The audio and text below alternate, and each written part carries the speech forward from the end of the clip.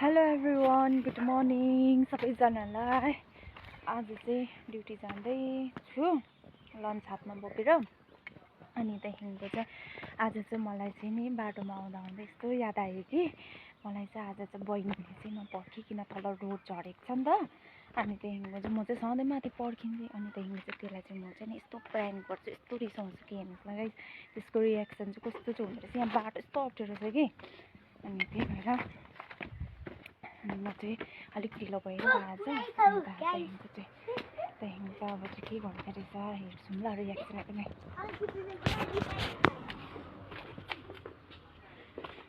एकछिन है गाइस, के भन्दैछ तँलाई त म माथि त पर्खिन्छु त घरमा। यति छिटो गएछ हौ, रिसाउ त पर्खिनै नहोला जस्तै। राइनसँग पो आउनु अरे हो। म त तँलाई त माथि पर्खिन्छु त घरमा।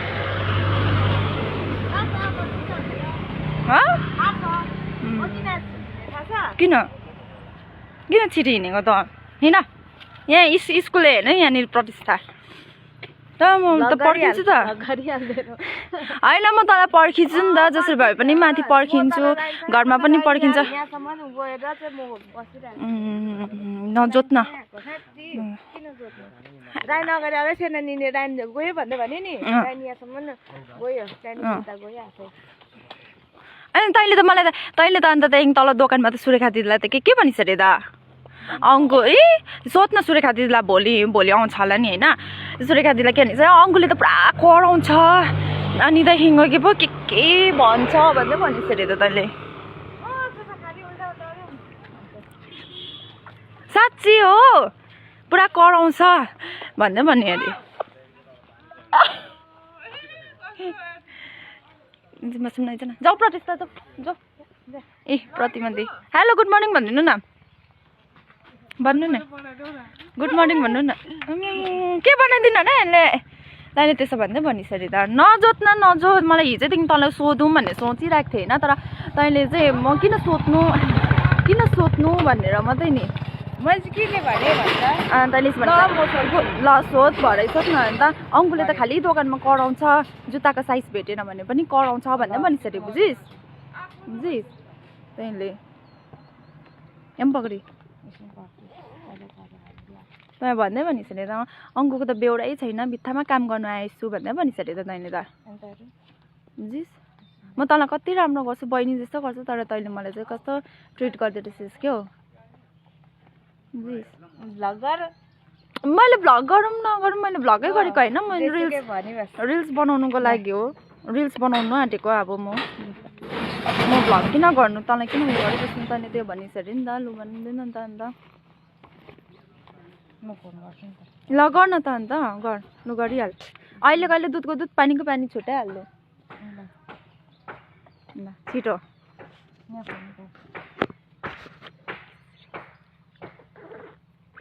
लु गरिहाल्नु त। लु अहिले कहिले गरिहाल नभए म ड्युटी छोडिदिन्छु। भोलिदेखि स्यालेरी पाइदेखिको जाँदिनँ। तँ आफै एक्लै गर्छस् भने म त गर्दिनँ।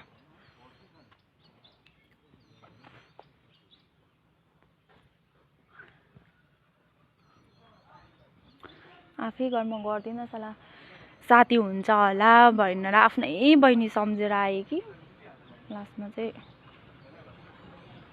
सोध्न फोन गरेर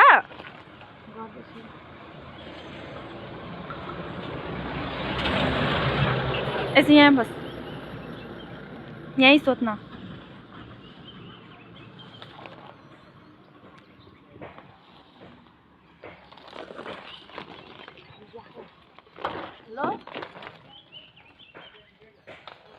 हेलो तपाईँलाई मैले के भने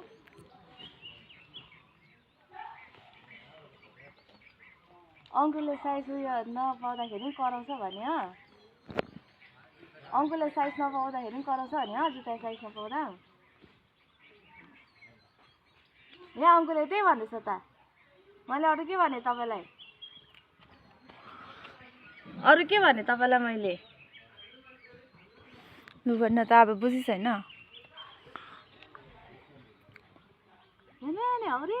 हौडे हौडे होइन साँच्ची तैँले भनिस् अरे भनिस् नि त। किन फोन चाहिँ काटेको? काट्नु मनबाट काटेको नि, अन्त किन बाँच्यो? बिहान बिहान किन बाँच्नु? बिहान बिहान किन? भोलि दोकानमा आएर आरामले सोद्धा हुन्छ त। अहिले चाहिँ किन चाहियो? तैँले मलाई त्यस्तो उयो नै राम्रै सोचेको राम्रै सोचेको रहेन रहेछस् नि त तैँले मलाई। अन्त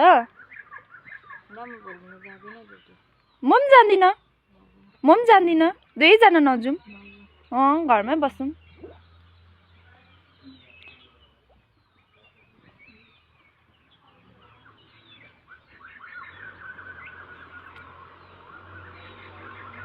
के भयो अब चाहिँ? ड्युटी ढिलो हुन्छ। सरी मैले प्र्याङ्क गरेको। Sorry please. सरी हो प्लिज हो। म तँलाई त्यस्तो भन्छु अन्त कहाँ हो? सँगै काम गर्ने, सँगै मेरो बहिनी पो त best of the best. Sorry ल